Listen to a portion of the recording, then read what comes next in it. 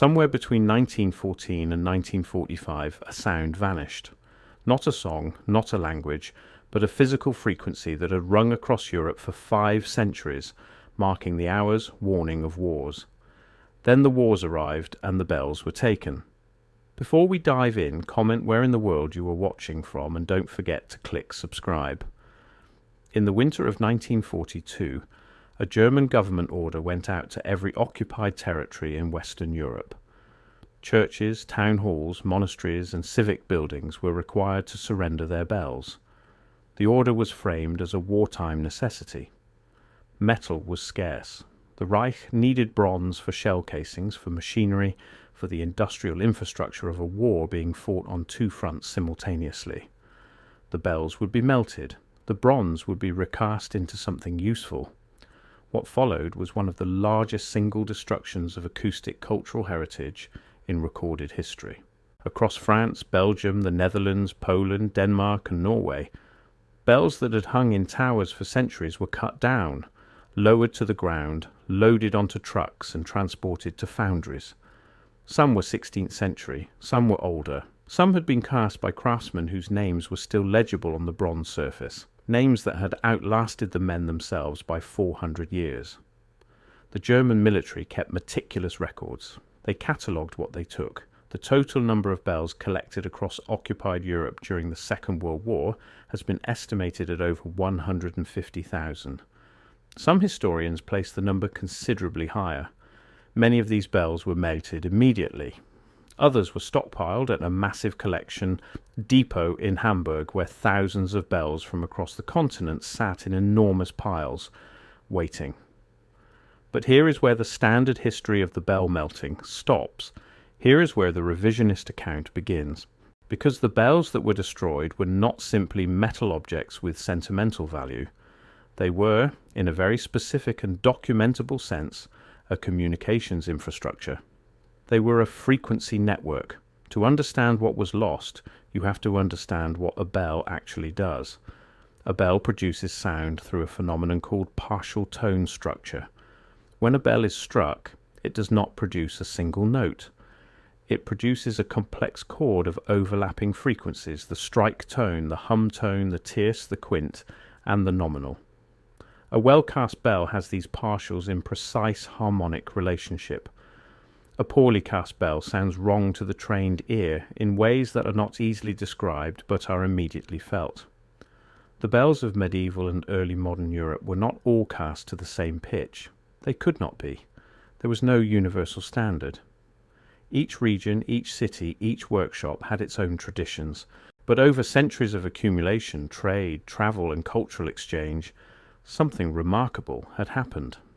The major bell casting regions of Europe had converged not perfectly, not mathematically, but practically on a shared tonal centre.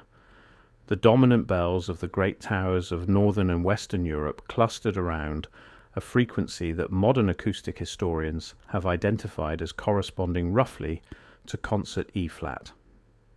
This was not a conspiracy. It was not a design system. It was an emergent property of a culture that had been listening to itself for 500 years. Itinerant bell founders moved between cities. Wealthy patrons commissioned new bells to harmonize with existing ones. Civic pride demanded that the new bell of one city should ring in recognizable conversation with the bells of its neighbors. Over generations, without central coordination, a loose but real acoustic consensus had developed across an enormous geographic area. When you rang the great bells of Antwerp and the great bells of Cologne at the same time, the sound that travelled between them did not clash. It resonated. It spoke the same harmonic language. This was not a metaphor. Here is the part that economic historians have been slow to address directly, and that revisionist accounts have begun to take seriously. The bell network of pre-industrial Europe was not merely a religious or civic amenity. It was a market coordination system of extraordinary sophistication and reach. Before telecommunications, before the telegraph, before the railway timetable, the bell was how a regional economy synchronized itself. The market bell opened trade. The curfew bell ended it. The fire bell mobilized labor. The harvest bell coordinated the movement of seasonal workers across distances too large to manage by word of mouth. Different rings, different rhythms, different combinations of strokes communicated specific economic signals that the population understood without translation. Merchants moving between towns could orient themselves acoustically. A trader approaching an unfamiliar city could hear its bells from miles away and already begin to understand its size, its religious character, its economic rhythm. The bell soundscape of a region was a form of publicly broadcast economic information continuously transmitted, universally received, requiring no literacy and no personal relationship to decode. Economists studying pre-modern market integration have consistently puzzled over how rural economies achieved the degree of price coordination they demonstrably did achieve, given the apparent limitations of communication. The partial answer, rarely stated explicitly in mainstream economic history, is bells. The acoustic network tied together markets that had no other means of staying in phase with one another. When the German occupation forces moved through Western Europe collecting bells, they were not simply looting cultural treasures. They were, whether they fully understood it or not, dismantling a market coordination system that had no technological replacement available. The communities they occupied had no telegraphs in every village. The Hamburg Collection Depot at Wedel received shipments from across occupied Europe between 1940 and 1944. At its peak, the depot held bells stacked in outdoor yards covering several city blocks. Photographs from the period show them in surreal piles, great bronze objects with centuries of verdigris still on their surfaces. Their inscription faces turned upward toward the sky as if still trying to speak. German cultural bureaucrats, aware that some of the bells had genuine historical and artistic significance, created a classification system. Category A bells were of exceptional historical or artistic value and were to be preserved. Category B bells had moderate significance and might be preserved if resources allowed. Category C bells had no particular distinction and were to be melted immediately. The classification process was chaotic, underfunded, and by any honest assessment, largely arbitrary. Bells that had been ringing continuously since the 14th century were placed in Category C because the inspector responsible for their assessment did not recognize the style of their inscription or could not read the regional dialect in which they were cast. Bells that were relatively recent but belonged to famous foundries received Category A protection. The process sorted by prestige rather than by acoustic or historical significance. When Allied bombing reached Hamburg in 1943, parts of the depot were destroyed. More bells were melted in the fires than had been melted in the foundries. By the end of the war, the accumulated estimate suggests that somewhere between 60 and 80% of the bells that had been collected were gone, melted, destroyed, irretrievably lost. After the war, the communities of Western Europe needed new bells. The process of recasting began almost immediately, driven by a combination of civic pride, religious obligation, and genuine grief for what had been lost. New foundries expanded. Old foundries that had survived the war took on enormous commissions. By the early 1950s, the bell casting industry was operating at a scale not seen since the 17th century. But the new bells were not cast to the old frequencies. This is the critical economic and cultural hinge point that revisionist historians have begun to examine closely. The craftsmen who had held the accumulated acoustic knowledge of their regional traditions were, in many cases, dead. They had died in the war or in the occupation or simply of old age during a period when no apprentices could be trained because the foundries had been converted to military production.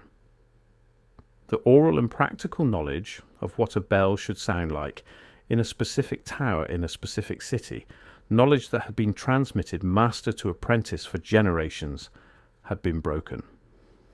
The new bells were cast to an international standard. The World War II period had accelerated the adoption of equal temperament tuning across Western music, and the post-war bell casting industry followed suit. The new bells were tuned to concert pitch, to the standardized frequencies of the modern international musical system. They rang clearly, they rang correctly by every technical measure available, and they did not speak the same harmonic language as the bells they replaced. The acoustic consensus that had taken 5 centuries to build across Northern and Western Europe was replaced in less than a generation by a technically superior but culturally discontinuous standard. The bells rang. The markets were gone anyway, superseded by the telephone and the radio and the centralized economic planning of post-war reconstruction. The coordination function the bells had served was no longer needed in the same form. The standard account of the bell confiscations treats them as cultural destruction, which they were, and as a source of wartime industrial material, which they also were. What the standard account does not address is the economic function that was destroyed alongside the physical objects. Market historians working on pre-modern European economies have established that regional price convergence, the process by which the price of grain or cloth or livestock in one town comes to mirror the price in neighbouring towns over time, was significantly stronger in areas with dense bell networks than in areas where bell coverage was sparse. This finding has been reproduced across multiple datasets covering France, the Low Countries, and the Rhineland. The acoustic infrastructure correlated with economic integration in ways that persist, even after controlling for road quality, navigable waterways, and population density. The post-war period saw a dramatic acceleration of centralized market coordination through radio broadcast, government price setting, and eventually electronic communication. The distributed bell-based system was replaced by a hierarchical broadcast system. Information no longer emerged from the local and propagated outward. It descended from the central and was received locally. The economic structure of information itself changed direction. Whether this change was an improvement depends on what you value. The centralized system was faster, more precise, and more scalable. It could coordinate markets across national distances that the bell network had never reached. But it was also more fragile, more susceptible to single points of failure, more dependent on institutions that could be captured or corrupted, and it eliminated the redundancy and local sovereignty that the distributed bell network had embedded in economic life almost invisibly. There are about 300 bells in Western Europe today that predate the Second World War and are still in active use. Some are in famous towers protected by their fame and their Category A classifications. Some survived in small villages that were overlooked by the collection teams, too remote or too poor to seem worth the logistical effort. Some were hidden. There are documented cases in France and Belgium of bells being buried by local communities, wrapped in straw and lowered into cellars or fields, then retrieved after liberation.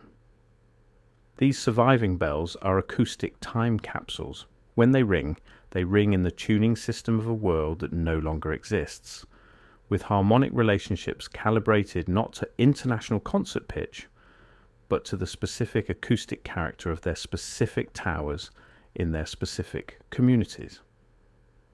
Acoustic historians who have recorded and analysed these bells describe the experience of hearing them in their original context as profoundly disorienting, as if the sound itself carries information that the listening brain recognizes but cannot locate. The frequency that a bell is tuned to is not a neutral technical specification. It carries within it the accumulated decisions of the craftsmen who made it, the patrons who commissioned it, the community that listened to it for generations and judged it good or not good by standards they could not always articulate but always felt. It carries the acoustic memory of the place it was made to serve. 1,000,000 bells were melted in one generation. They were all tuned to the same frequency in the sense that matters most, not to a single pitch, but to a shared acoustic understanding, a distributed consensus about what sound should feel like in a community, what the air should carry when the hour strikes, what the market day should sound like when it begins and when it ends. That understanding was made of bronze. 5 centuries of acoustic memory were taken from towers and turned into shell casings in one generation. The replacement bells rang correctly and rang empty. What was lost was not sentiment but infrastructure, a distributed frequency encoded in bronze. When the foundries went cold, the way communities synchronized themselves went silent, and nobody had a name for what was gone.